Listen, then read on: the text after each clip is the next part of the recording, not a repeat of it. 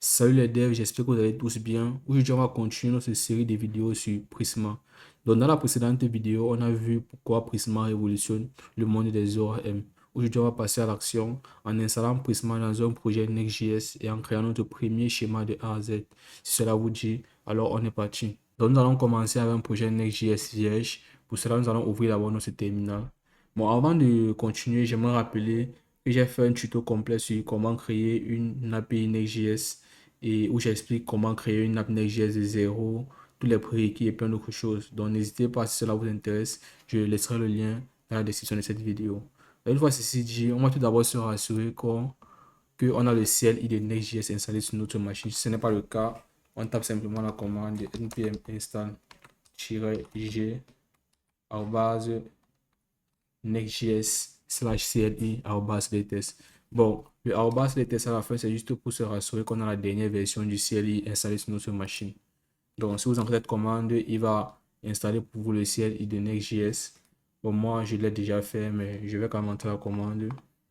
Donc, une fois le CLI de Next.js installé, on va se servir de ce dernier pour initialiser un nouveau projet Next.js.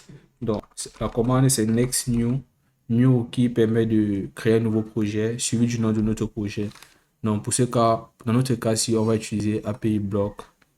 Là, il me demande de quel gestionnaire de paquet je veux utiliser. Je vais choisir PNPM.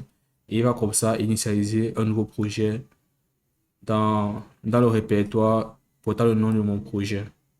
Donc là, il va créer plein de fichiers. On va le laisser faire. Donc, une fois mon projet initialisé, je vais l'ouvrir avec VS Code. Donc là, je vais d'abord me rendre dans le répertoire. Je vais l'ouvrir avec mon VS Code. Donc là, on a la structure basique d'un projet Next.js. Et pour continuer avec l'initialisation de Prisma dans notre projet, on va installer quelques paquets. Le premier paquet qu'on va installer, c'est le CLI de Prisma avec la commande pnpm add Prisma. Donc, on va l'installer en dépendance de développement. Donc, ce paquet qui représente le CLI de Prisma va nous permettre d'exécuter certaines requêtes, certaines commandes liées à Prisma, notamment une commande pour initialiser Prisma dans notre projet, la commande pour ouvrir le Prisma Studio. Donc, une fois le CLI installé, on va regarder notre package.json. Donc, moi, je tourne cette vidéo, la version actuelle, la version récente, c'est la version 7 de Prisma. Donc, une fois ceci fait, on va initialiser notre Prisma. On va initialiser Prisma dans notre projet Next.js. Donc, ceci grâce au CLI qu'on a installé précédemment. Donc, on va entrer la commande npx Prisma init. Là, ça va initialiser Prisma en créant certains artefacts. Donc, il nous a créé comme ça, déjà en premier le schéma Prisma. Donc, c'est ici notre fichier de configuration. On va configurer tous nos modèles, tout ce qui a trait à nos tables, à notre base de données. Ensuite, autre chose qui nous a généré, c'est le fichier .env. Donc là, c'est la configuration de nos variables d'environnement. Il a créé pour nous une variable d'environnement database URL qui indique le lien de connexion à la base de données. Bon, là, il a mis une valeur par défaut. Ensuite, il a généré ce fichier sur le prisma.config.ts. Donc, c'est un fichier où on va venir configurer comme ça notre Prisma. Dans les précédentes versions de Prisma, tout se passait à ce niveau-ci. Mais avec la nouvelle version, la version 7, il y a un nouveau fichier qui a été créé. Bon, ici, on nous dit aussi qu'il faut installer .env pour permettre à Prisma de lire nos variables d'environnement ici. Donc, je vais faire cela tout de suite en faisant la commande de pnpm. Toujours en dépendance du développement. .env. OK. Donc ici, nous dit même déjà il faut installer prisma.env. On a déjà installé Prisma, on va juste installer .env. OK, une fois ceci fait, je crois que voilà. Mon code n'est plus souligné en rouge. Tout est bon. Revenons un peu sur ce fichier ici. Ici, on a deux objets, deux blocs. Le premier ici, il définit quoi générer. Donc, il demande en l'occurrence ici de générer le client Prisma. Il indique le répertoire où sera généré ce Prisma, ce client-là. Ici, on indique la base de données qu'on va utiliser. Il y a plein de bases de données disponibles. Vous avez le Mongo, du MySQL, du Postgre, du SQLite. Donc, on va utiliser Postgre pour cette vidéo aussi. Bon, autre chose qui a été générée lors de l'initialisation de Prisma, c'est le fichier Git Junior. Donc, ce fichier-ci, il a été initialisé en même temps que Git sur notre projet. Donc, Git, pour ceux qui ne le savent pas, c'est juste un outil pour le versionning des projets. Donc, je vous invite à faire des recherches là-dessus si vous ne le connaissez pas. Donc, on va entrer maintenant dans le cœur de cette vidéo, c'est-à-dire la création de nos modèles. Mais avant cela, je vais vous présenter notre diagramme de classe, à quoi doivent ressembler nos données. Donc là, c'est la structure un peu de notre base de données, la structure qu'on doit avoir à la fin et qu'on va créer avec Prisma. Donc on a quatre principales tables. La table des utilisateurs, la table des posts, la table des commentaires et celle des tags. Donc, toutes ces tables sont reliées avec différentes relations. Notamment, on a des relations 1 à plusieurs et des relations plusieurs à plusieurs. La seule relation qu'on n'a pas ici, c'est la one-to-one. Donc, on va commencer à renseigner nos différentes tables dans notre code. Donc, pour ce faire, on se rend dans notre fichier schéma.prisma. Donc, pour renseigner une table, on se sert du mot-clé modèle, suivi du nom du modèle. Donc, nous, on va commencer ici avec la table user. Donc, il est important de noter que pour décrire les attributs avec Prisma, les attributs d'une table, on précise le nom de l'attribut suivi du type de l'attribut. Par exemple, là, notre clé primaire qui est l'ID de l'utilisateur, ce sera le type entier. Donc, les types Prisma, comme ça, on en a plein, mais les plus connus, les plus utilisés sont naturellement le int, le string pour les chaînes de caractères, le boolean. Là, c'est pour enseigner les attributs booléens. Prisma derrière, il va gérer cela. Il y a le type date time et d'autres types aussi, mais ça, ce sont les plus connus, les plus utilisés. Donc là, on a renseigné une clé, une propriété, c'est l'ID. On a une autre propriété qui sera l'email. Bon, lui, par exemple, par contre, il sera le type chaîne de caractères. On a une autre propriété qui sera le nom de l'utilisateur. Aussi, ce sera une chaîne de caractères. Ensuite, on a la biographie. Elle aussi, ce sera une chaîne de caractères. Après, on a des dates, c'est-à-dire les dates de création et les dates de dernière mise à jour.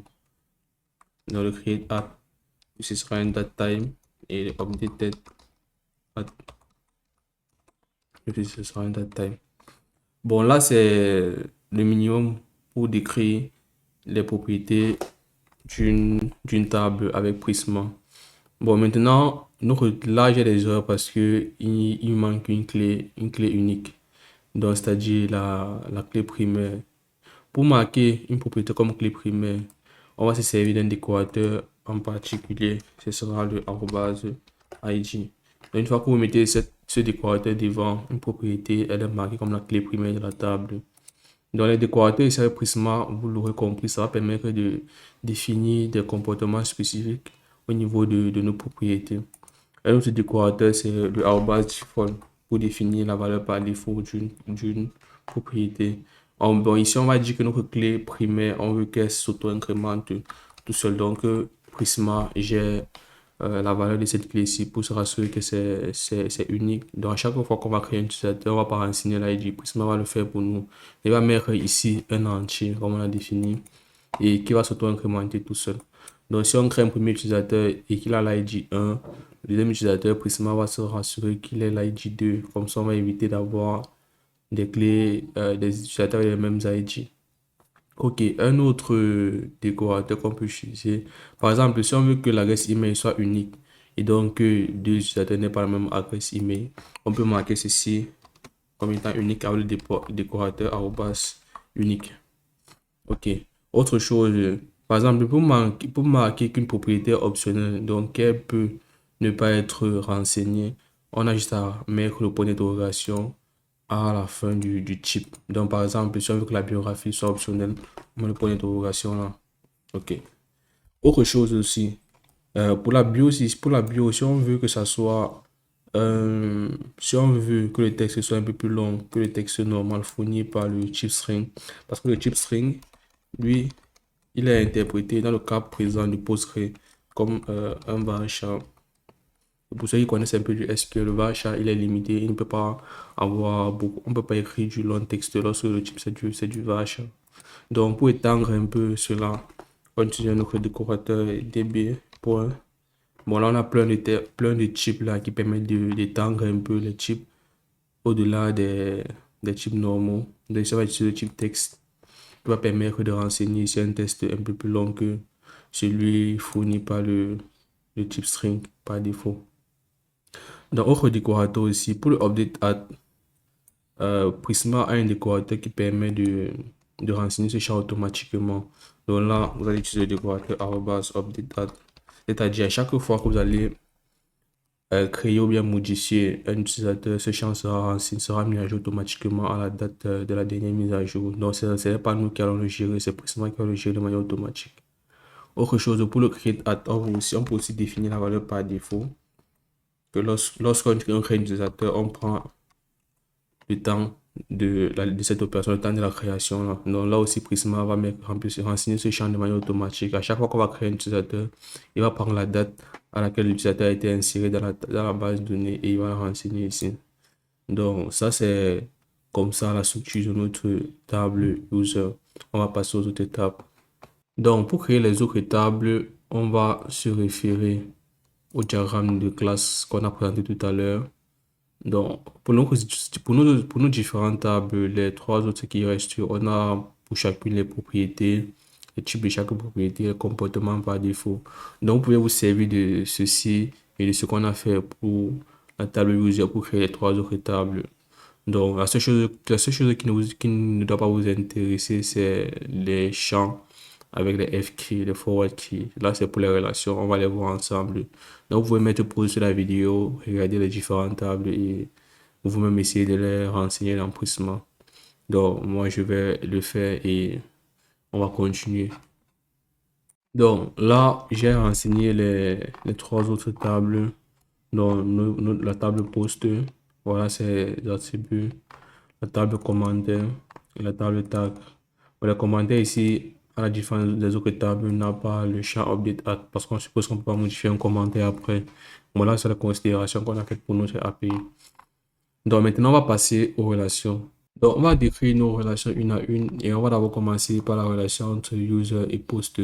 Donc, si vous vous rappelez du schéma qu'on a présenté tout à l'heure de nos différentes tables, vous vous souviendrez que la relation entre ces deux tables est du type 1 à plusieurs, dans la mesure où un utilisateur peut être auteur de 0 ou bien de plusieurs posts. Mais un post, par contre, lui, il doit avoir absolument un auteur. Donc, dans ce type de relation, on a une clé étrangère qui va venir faire référence à l'autre table dans une table. Donc, dans ce cas-ci, on a une clé étrangère dans le poste qui va faire référence à l'auteur du poste, dans l'auteur qui sera un utilisateur, bien évidemment. Donc, déjà, avec Prisma, pour décrire les relations, on doit créer des types particuliers. Ici, dans post, on va créer un auteur qui sera le type user, donc c'est le type du modèle user. Ici aussi, on aura une propriété qui sera le type post. Bon, ici, s'il faut interpréter de manière littérale, un utilisateur, il peut être auteur de plusieurs posts. Donc ici, on va mettre une table de posts. Et ici, mais par contre, un post, lui, il doit avoir un seul auteur. Donc, on va mettre une table ici. Maintenant, ce n'est pas tout, c'est pas aussi simple que ça. Pour décrire un peu plus la relation, on va utiliser un décorateur particulier, arrobas relation. Eh bien, vous pouvez me demander pourquoi ne pas l'avoir mis ici. C'est tout simplement parce que il se met du côté où la clé étrangère sera renseignée. Et on a dit au départ que la clé étrangère sera renseignée au niveau des postes.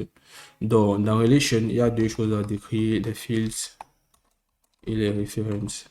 Mon fields ici va faire référence aux propriétés de la table poste qui vont ancrer dans la relation, donc qui vont intervenir en tant que clé étrangère et référence. Comme son nom l'indique, va faire référence aux propriétés user qui vont ancrer dans la relation et qui vont être liées à la clé ou bien aux clés étrangères qui seront décrites dans le tableau poste. Donc ici, on a déjà mis les clés étrangères, les propriétés qui vont faire office des clés étrangères, les ou bien la propriété. Donc, on va devoir la créer. On va l'appeler auto IG qui sera notre clé étrangère. Elle sera le type entier. Le type, il n'est pas anodin. Il doit être du même que celui de la clé primaire user. Parce que c'est à ça, c'est à cette clé primaire ici qui va faire référence notre propriété auteur ID. Donc, on a dit ici, on met les propriétés qui vont, ou bien la propriété qui vont faire référence aux clés étrangères. Donc, ce sera auteur ID. Et on a dit référence, c'est là ou bien les propriétés de la table user qui vont être reliées à nos ou bien à notre clé étrangère. Donc, ici, ce sera simplement l'attribut ID de la table user. Donc là, c'est comme ça qu'on décrit un peu la relation avec Prisma. Donc tout d'abord, s'il faut récapituler, on crée deux propriétés. Ici, c'est juste pour Prisma, et ça juste servir à Prisma. En aucun cas, ça va apparaître dans notre table, dans nos tables. Donc, on crée deux propriétés comme ça avec les types de nos différentes tables.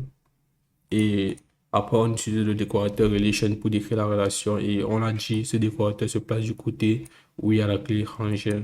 Donc, on renseigne ici les propriétés qui vont faire office de clé étrangère, les propriétés auxquelles elles vont faire référence dans notre table à laquelle on est lié. Donc là, c'est un peu décrit comment on renseigne une relation, plus particulièrement une relation un à plusieurs. Donc, on va faire de même avec les autres relations. Donc, on va continuer avec les autres relations. Avant, on va revoir notre schéma. Bon, on vient de décrire la relation entre user et post. Et on voit qu'il y a d'autres relations, notamment celle entre user et comment, post et comment. Les relations sont de même nature. C'est-à-dire, ce sont des relations ici, un à plusieurs. Bon, celle-ci, c'est une relation plusieurs à plusieurs, on va la faire à la fin. Donc, vous pouvez mettre une pause et faire ces deux relations aussi. Donc, c'est parti, on va faire ensemble. Bon, on va commencer avec la relation entre user et comment. Donc, on a dit un utilisateur peut être auteur de plusieurs commentaires. Donc, on va créer ici comment. C'est un tableau de commentaires. Au niveau des commentaires, on va décrire ici l'auteur du commentaire. Ce sera un user. On renseigne ici les clés étrangères. Et ensuite, on renseigne les références. Donc, pour la clé étrangère, on va la créer. Ce sera auteur ID. Elle sera du même type que la clé primaire de la table user. Ici, on va leur renseigner la clé étrangère et la référence par rapport à la table user. Ce sera juste l'ID de l'utilisateur. Ok, on fera pareil entre les posts et les commentaires. Dans la mesure où un post peut avoir plusieurs commentaires. Donc, on va dire ça. Notre comment. Un post peut avoir plusieurs commentaires. Et ici, un commentaire, eh bien, il apparaît dans un seul post. Donc, on va renseigner du post, on va renseigner la relation à ce niveau-ci. On va d'abord créer la clé étrangère. C'est ça l'ID, c'est ça post ID. Ok, donc là, on a fini avec nos trois relations plusieurs à plusieurs. On va passer maintenant à la relation entre post et tag, qui est une relation plusieurs à plusieurs. Donc, pour cette relation plusieurs à plusieurs, il est important de noter que dans la plupart des cas, il y a une table de transition qui est appelée table de relation qui est créée pour décrire un peu plus la relation entre deux entités de nos tables, de nos différentes tables. Donc, maintenant, selon que cette table de relation est définie ou pas, on va dire qu'on décrit, avec Prisma, on va dire qu'on décrit la relation de manière implicite ou de manière explicite. C'est-à-dire, si on décrit la table de relation entre nos deux modèles, alors on va dire que la relation est décrite de manière explicite. Et si on le décrit, on ne définit pas la table de relation, alors la relation est définie de manière implicite. Donc, déjà, il est conseillé d'utiliser la manière implicite, sauf dans le cas où vous avez des informations additionnelles à ajouter lorsque deux entités de vos tables sont reliées. Et voici un peu à quoi ça ressemble si vous voulez définir implicitement la relation, une relation plusieurs à plusieurs. Dans notre cas ici, on va simplement enseigner les deux tables dans l'une et dans l'autre. Donc ici, on va dire, on aura un attribut qui va faire référence à notre liste de tags. À noter que c'est uniquement pour Prisma, ça va pas apparaître ailleurs. Ça va apparaître que dans nos tables, ce sera seulement pour Prisma. Et aussi, ici, on va dire pour nos tags, on aura la liste des posts. Pour un tag en particulier, on aura la liste des posts dans lesquels il est utilisé. Donc, si on s'arrête là, eh bien, notre relation plusieurs à plusieurs, elle est définie de manière implicite. Prisma va comparer ces relations plusieurs à plusieurs et va faire le nécessaire. Maintenant, si on veut définir de manière explicite, on va créer une table de relations. On va par exemple l'appeler tag on post. Donc, chaque fois qu'un tag sera lié à un post, on va venir renseigner cette table ici. Bon, qu'est-ce qu'il y a dans cette table ici? Déjà, il va falloir avoir les références du tag et du post en question. Bon, déjà, on va faire les relations. On va mettre le tag, le type tag et on va créer la relation. Comme on s'est dit, il y a deux choses à renseigner, les clés étrangères et la référence. Donc, pour la clé étrangère, on va la créer, ça va tag ID, c'est un entier. Ici, on va dire c'est tag ID, il va faire référence à l'ID du tag. Ok. Ensuite, on va faire la même chose pour le post.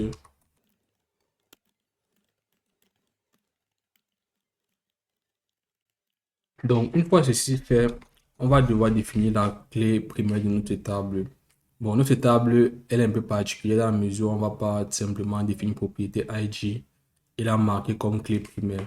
Donc, ici, la clé primaire, elle est constituée de deux éléments. Donc, c'est le tag ID et le post ID. C'est la combinaison de ces deux éléments-ci qui va représenter notre clé primaire. Et pour définir cela avec Prisma, on va utiliser un décorateur particulier, @ID. Et on va lui passer la liste de ces propriétés-là qui vont intervenir comme clé primaire. Donc là, c'est tag ID et post ID. Ça veut dire quoi concrètement? Ça veut dire par exemple, si on a un tag ID 1, donc si quelque part on a un tag avec l'ID 1 et un tag et un post avec l'ID 2, c'est la combinaison suivante. On a dit tag ID, post ID. Donc c'est 1, 2 qui va. C'est ça, ce sera la clé primaire d'un de nos enregistrements. Donc ça veut dire qu'on ne pourra pas avoir un deuxième enregistrement avec ces combinaisons-ci. Si on essaie, on aura tout simplement une erreur disant qu'il y a déjà un enregistrement qui est constitué de ces deux éléments-ci comme clé primaire. Donc ok, là c'était pour l'explication. Maintenant, si on revient à notre relation plusieurs à plusieurs, si on se limite juste à cette définition-ci de notre table de relation, eh bien, ce n'est pas différent de la déclaration implicite. Parce que, comme on a dit, la déclaration explicite, elle est utilisée pour enrichir un peu plus la relation, pour décrire un peu plus la relation. Donc, par exemple, on pourrait ajouter une autre information comme par exemple la date de création de la relation, la date des dernières mises à jour. Là, c'est juste pour le cas pratique, mais sinon, c'est un peu ça. Dans la table de relation, la déclaration explicite est utilisée lorsqu'on veut apporter des éléments additionnels pour décrire un peu plus la relation. Donc ici, voici nos éléments additionnels. Le reste ici, ça c'est le minimum requis en fait pour faire une déclaration explicite. Donc à chaque fois que vous allez vouloir faire une déclaration explicite, à chaque fois que vous allez vouloir créer une table de relation, il va falloir enseigner ces différentes relations aussi, ces différentes clés étrangères et décrire la relation en fait. Donc ça c'est tout pour la déclaration explicite et ça boucle un peu les, la description de notre schéma. Donc là notre schéma est complètement décrit sur Prisma. Donc on va passer à la suite. Donc maintenant nous allons transformer ce schéma en réalité. Donc d'abord nous allons configurer notre base de données. Et pour se rapprocher d'un environnement de production et rester concentré sur la maîtrise de Prisma, on va utiliser une base de données Néon. Donc, Néon, pour ceux qui ne le savent pas, c'est un service cloud qui offre des bases de données PostgreSQL prêtes à l'emploi. Donc, c'est-à-dire, vous fournissent des bases directement utilisables et eux s'occupent de toute la configuration, les mises à jour, la maintenance, la sécurité et tout le reste. Donc, on va se rendre sur le site officiel neon.com. Vous créez un compte si vous n'en avez pas encore. Moi, je vais me connecter parce que j'ai déjà un compte. Ok, une fois que vous arrivez là, vous allez créer un nouveau projet. Bon, on va appeler nous ce projet, je vais appeler API Block. Vous laissez tout par défaut. Et puis vous récupérez tout simplement l'URL de connexion. Donc vous vous assurez que vous êtes sur connection string, vous copiez et vous voulez coller dans vos variables d'environnement.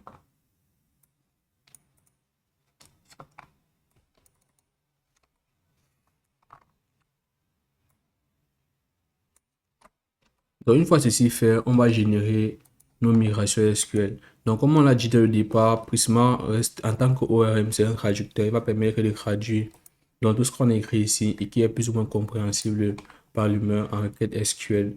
Et une fois qu'il aura traduit en requête SQL, il va exécuter ce script ou bien cette requête SQL pour créer nos différentes tables, les propriétés, les relations et tout ce qu'il faut pour pouvoir représenter notre modèle tel qu'il a été décrit ici. Donc la commande pour faire cela, c'est npx prisma migrate dev. On met le nom de la migration. Donc à chaque fois que vous allez vouloir faire une migration, vous allez devoir donner un nom. C'est juste pour ceci de nomenclature et différencier les fichiers SQL qui vont être générés. Donc on va lancer la commande et laisser Prisma faire le travail. Ok, une fois la commande terminée, on va remarquer qu'il y a ce fichier-ci, ce répertoire qui a été créé.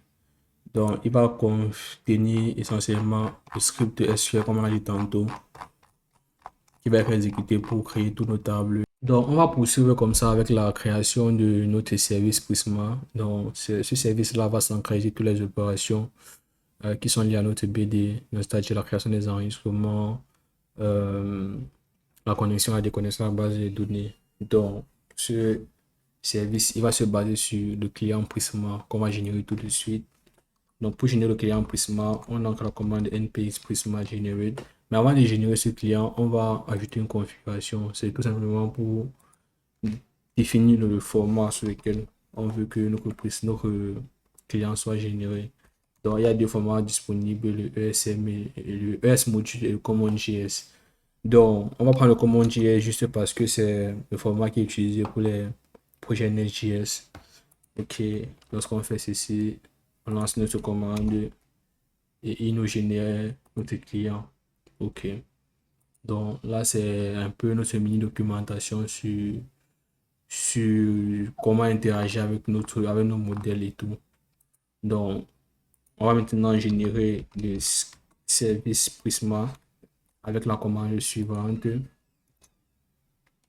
Ok, lorsqu'on a cette commande, elle va nous créer dans le répertoire SSC un répertoire Prisma avec le service à l'intérieur. Donc, une fois ce service créé, comme on l'a dit tout à l'heure, il va s'appuyer sur le client Prisma qu'on a généré en l'étendant. On va faire Prisma. Voilà. Donc, on importe depuis le client qui a été généré. Okay. Autre chose, c'est que pour que notre service puisse écouter les événements de lancement et d'arrêt de notre API, on va pour ça implémenter deux interfaces, un module init et un module destroy. Donc là, c'est juste pour pouvoir lancer, pour pouvoir se connecter à notre base de données, se déconnecter lorsque notre API est démarrée, lorsqu'elle est arrêtée. Donc, vu qu'on a implémenté ces deux interfaces, on a accès à deux méthodes qui permettent d'exécuter du code lorsque l'API est lancée, lorsqu'elle est arrêtée. Ok. Donc, lorsque l'API est lancée, ici, on va juste demander à Prisma de se connecter à la base de données. Ok. Donc, cette fonction ici, on a accès à ça parce qu'on a notre service étant les clients Prisma qu'on a généré. Idem, on a accès aussi à une autre fonction qui permet de se déconnecter. Et on l'appelle lorsque on arrête notre API. Donc là, c'est la structure de base, mais avec les mises à jour de Prisma, la version 7, la version sur laquelle on est à la date à laquelle on tourne la vidéo. Donc ici, on a la version 7 de Prisma. Ok. Donc, avec la version 7, il y a autre chose qu'on doit configurer nous-mêmes. Donc, on doit définir ici comment se connecter à la base de données. Alors que dans les versions précédentes, tout était géré dans le connect ici. Donc, en fonction du type de base de données, Prisma gère la connexion. Mais maintenant, la version 7, Prisma est un peu plus flexible. Il vous laisse définir comment est-ce que vous voulez vous connecter. Non, ce n'est pas simplement avec la connexion native de Postgre. Par exemple, on utilise Postgre. On va utiliser un autre adaptateur. On pourrait utiliser l'adaptateur natif de Postgre qui est le paquet PG disponible sur Node. Mais vu qu'on a une base de données un peu spécifique, Néon, nos bases de données sont des bases Néon et que Prisma possède un adaptateur pour ces bases de données, on va l'utiliser. Même comme l'adaptateur PG natif de Postgre passera aussi, ça ne dérange pas. Mais on va être un peu plus spécifique. Donc pour ce faire, on va d'abord installer un paquet. C'est le Prisma adaptateur Néon. On va l'importer. On va l'ajouter. Une fois que c'est fait, on va se rendre dans notre service au niveau du constructeur. Ici, on va déjà récupérer l'URL de connexion à la base de données. OK. Ici, on va récupérer le nom de la variable d'environnement. Une fois qu'on a ceci, on va créer notre adaptateur.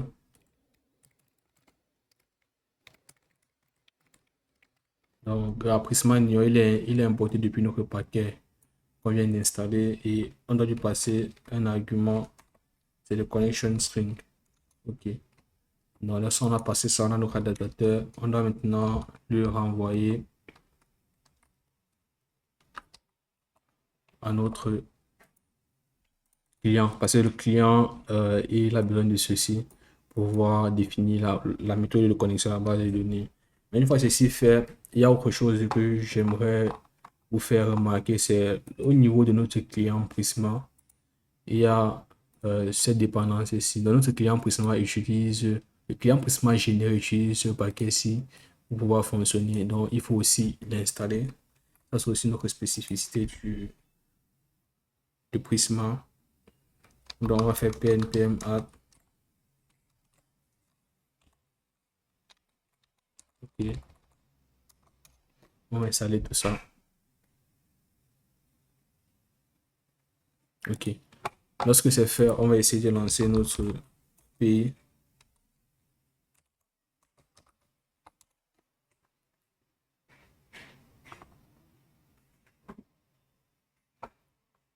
OK. Je crois qu'il y a une erreur ici parce qu'il est dupliqué. OK, tout marche très bien, notre API marche, notre Prisma est bien configuré.